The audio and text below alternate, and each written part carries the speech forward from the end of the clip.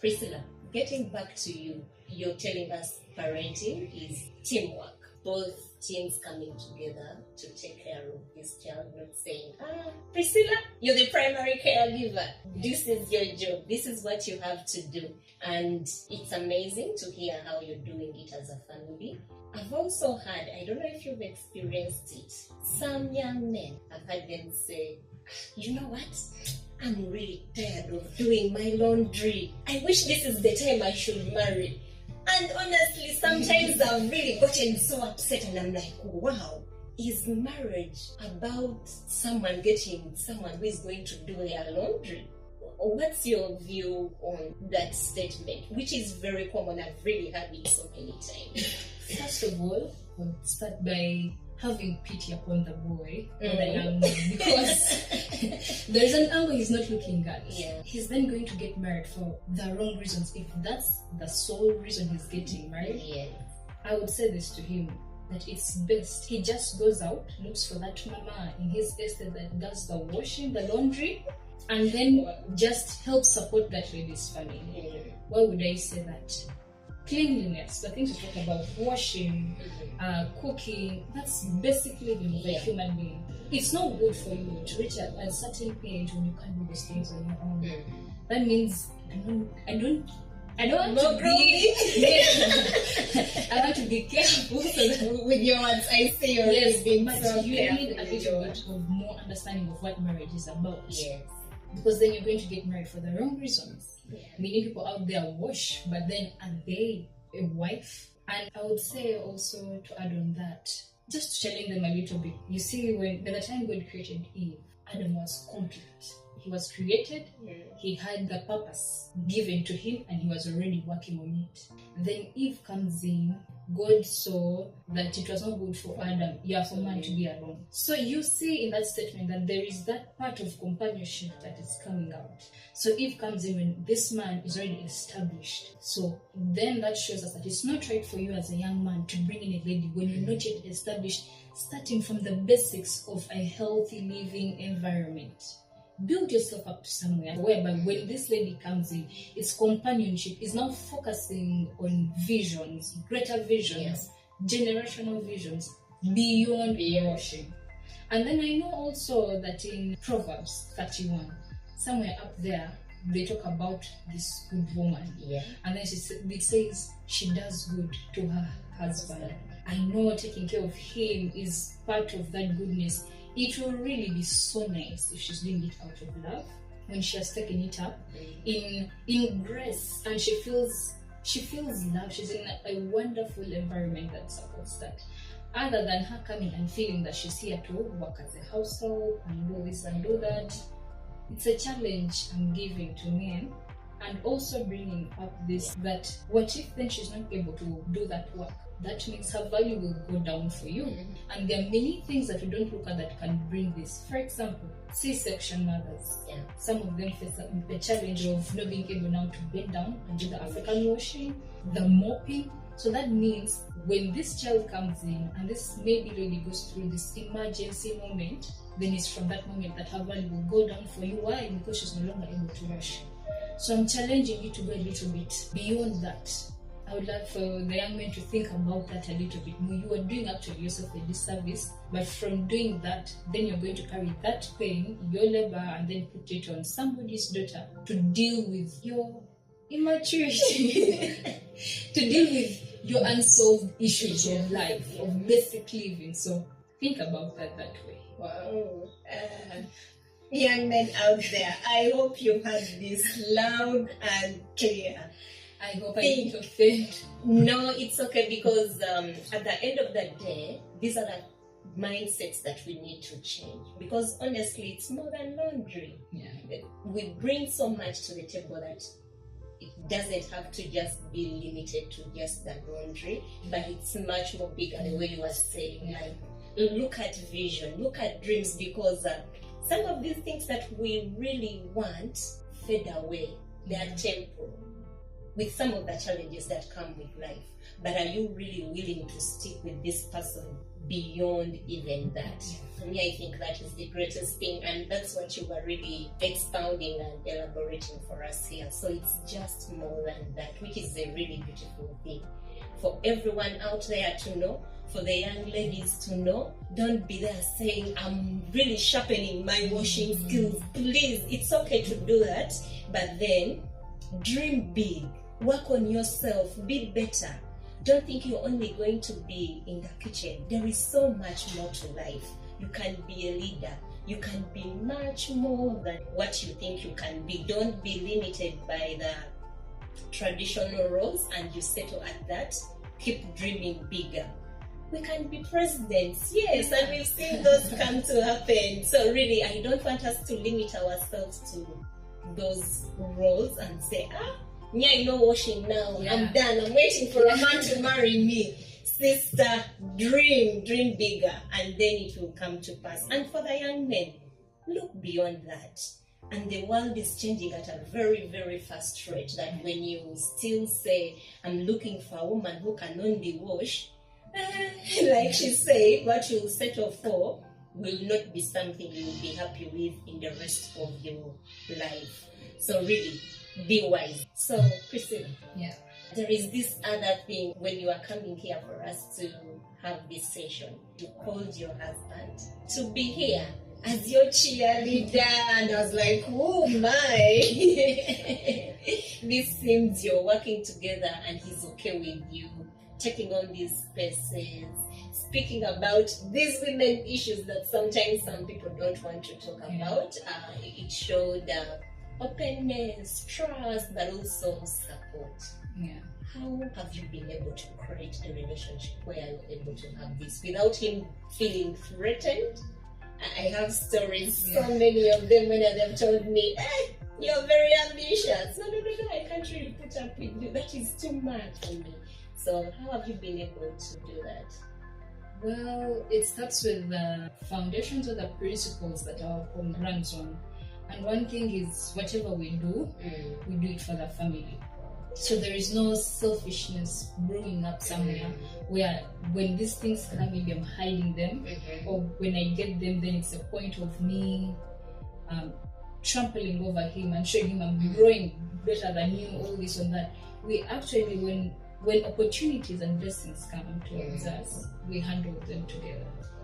So that's one thing. We look at them as God is lifting us together. Through me, through him, differently. So the elimination of that selfishness has helped. And also looking at him as my teammate. Wow. The lack of competition. Sometimes the modern world is also having that issue, which is creating again a problem that we might have again to deal with in future. People are getting into marriages and there is that competition brewing. But honestly, part of this also comes in at the beginning that we talked about, the courtship. Get to know this person. It's not through those funny questions and all that. Really have serious discussions. Get to know this person. First, you need to define what you desire for yourself in life. And then as you're having these conversations on courtship, then you get to see where things fit or not. And also an understanding that there are differences because we are from different worlds. And then try to talk and come to that middle ground where okay, marriage is teamwork. So taking away selfishness has been that good thing that has helped me. And then I would say also adding value to myself. So I add value to myself in a way that when he sees me, he feels like there is something that my wife has to give out to the world. So like as I mentioned, the way we work as a team and the lack of selfishness, it also gives me that confidence that as I'm stepping out, I have a teammate by my side, pushing me, cheering me on. And then I know that there are no negative intentions behind there. But above it all, God. I keep praying. He's the one who searches our hearts. He knows people in and out. So I keep praying that God keeps searching those tiny things that may want to creep up through society and the challenges, maybe discussions we have with men that he finds out there, that at least God keeps him grounded to this. So the teamwork. Really, and the grace of God. And those are really great points because we live in a patriarchal community where men are supposed to be up, and they're also brought up with that upbringing that I'm the man of the house, so I should be high. So I think it's sometimes a natural thing, but when you bring in that aspect of you can work as a team, when you win, he wins. Yeah. He knows about some of the things you want to do that bring you purpose. I think that is really very key and a very good point for all of us there. Whether you're married, whether you're single, that communicate and let this person know, hey, this thing for me, empowering young women and girls, is my heartbeat. Yeah. So that when they come, they know, hey, this is what she stands for, and it's not that I'm trying to override him or to overpower him, but we are doing it as a team. Yeah. And it's really amazing when you work together as a team. You have someone cheering you on, and it's amazing. I've seen him cheer you on, and I'm like, my. And this is it. To add on that, because some ladies also get carried away. Yeah. And then like talk about the selfishness. That just starts competing. Maybe the money is coming in for those that get opportunities that maybe the money is coming in. So now she wants to step over. Remember, like I mentioned, all my grounding is on the Christian value. Yes. If you put in that aspect of teamwork, you don't feel that need to be on top of him. Yeah. You still give him that value, that the vision bearer. You also you understand as a wife that I'm not here to compete. Yes, he's still there. Yes, I'm here, and yes, we're still moving together. Remember, everything in love. So I love the emphasis on the love. So hey, my people out there, we are doing all these things for love. So love is a very great thing, and I love how people say it's a language that is even understood by everyone. You don't have to know the language, but as long as it's an act of love, the person will surely understand. Priscilla, as we are winding up, there's so many young ladies watching us out there. There's so many young men out there. What would be your last word out for them? My advice to the young men and women out there is this: take time with your life. Don't rush. Be intentional with whatever you do. There is still so much out there in life for you. As you prepare for these different steps ahead in life, marriage, children, prepare for them. Get to find yourself. Get to talk to wise people. When you meet people that are potential in such aspects in your life, take your time. Now that we've been talking about marriage, take your time to understand this person, because marriage is a life commitment. It's not a piece of cake that you're going to eat it and it will be done. So take your time as you prepare for these moments in life. And the other thing I also want to mention is to the ladies, especially because this has been so much against them. You are of so much value that Christ gave his life for you. He did not give his life for the girls who are with men or the ones who are married. You have so much value that he came down to make sure that as you journey through life, it's life eternally. So as you make these steps in life, be intentional. Don't let society rush you into things. Stereotypes such as age should limit you, should govern when you're getting married. Take your time. Understand, for example, that some of the people that are telling you that their days or their seasons when they're still young, that's what life told them, because most of these words come from the older generations. As you interact with them, interact with them with understanding, but seek to make this change slow and intentionally. Improve yourself. Take up those roles, take up those jobs, take up those ministerial points, take up those different forms of service that you want to do. Add to yourself, even spiritually. Take time with your God. Take time with people who have been there already, who have experienced. Get to make informed decisions. And to the gentlemen out there, my last word to you would be: build God-backed visions.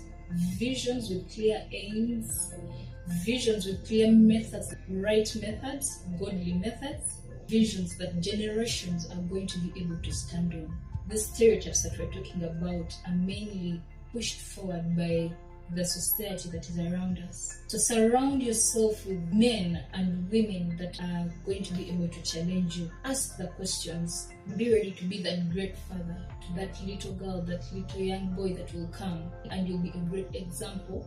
And as you build yourself like this, that lady, when it comes to marriage, let her find a man with great God-backed principles. And generally, also, take life a step at a time.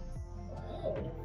I hope you really enjoyed this, and I've really enjoyed this last segment. If we really want to see change into this world, it's your responsibility, it's my responsibility. And when we keep talking about society, we are the society. And it begins with us to start breaking some of those stereotypes. To the young lady out there, it's your responsibility to start breaking those stereotypes. To the young gentleman out there, it's your responsibility. So this is for me and you. Priscilla, thank you so much for joining me today to have this conversation. I hope you on the other side of the screen have really learned something, and you've really gotten very great takeaways from our session today. And if you've not subscribed, feel free to hit that notification bell. Yes, let's keep growing this network. Let's keep changing the world through this platform. Thank you so much. See you again.